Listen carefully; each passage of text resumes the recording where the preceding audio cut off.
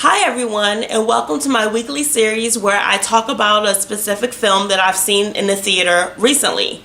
Tonight I want to talk about the movie Disobedience, which stars Rachel Weisz and Rachel McAdams. And it is about a character named Ronit, which is played by Rachel Weisz, who returns to her Orthodox Jewish community in London, where she grew up, upon learning that her rabbi father has passed away.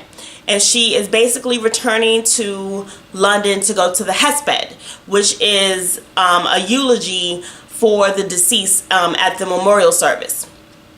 So the movie is centered around a relationship that she had with a childhood friend, and that's all I'm going to say about the plot because I don't want to give too much of the story away. But what I want to talk about in this video is setup and payoffs.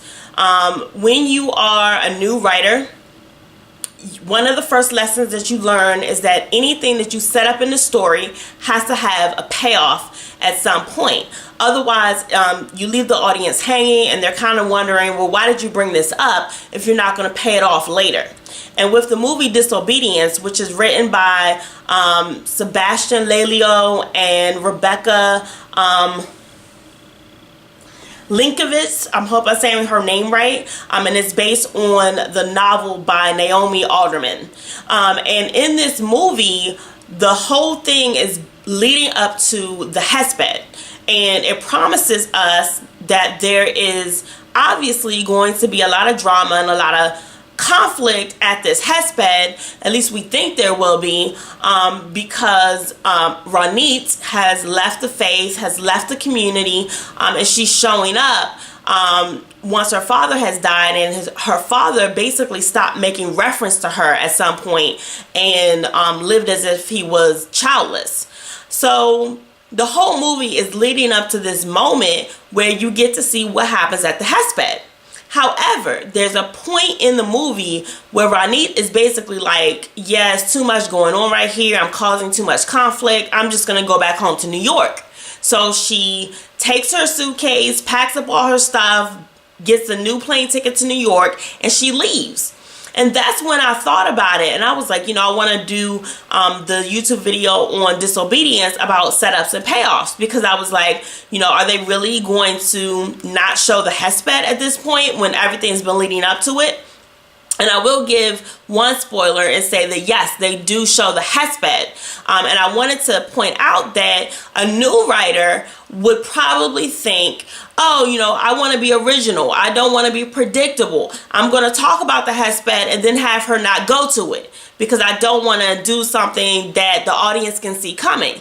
And while I understand that train of thought where you're trying to be original, it doesn't work, because you've done the setup from the beginning that this is what the whole movie is centered around, going to this hesped. So if you decide to set up the hesped and then you talk about it and talk about it and you give all this anticipation towards it and then you decide not to show it in the end, that doesn't serve your purpose of being original.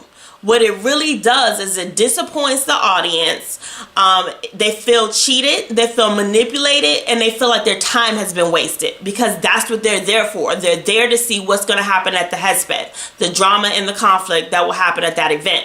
So when you decide not to show it, you basically created a setup that you don't have a payoff for.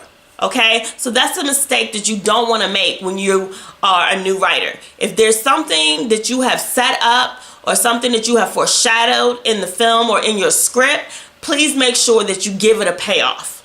Okay, so that's all I'm going to talk about. I like to keep these videos from 3 to 5 minutes every week. If you enjoyed this video, of course, please like, share, and subscribe to my channel.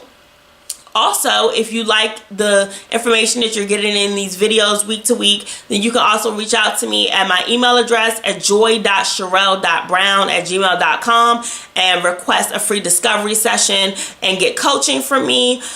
Or you can reach out to me at my website at www.thirdpersomomniscientproductions.com. And of course, as always, I hope you enjoyed this video. I hope you learned something from it, and I hope you join me again next week. Thank you, and have a wonderful evening and a great week.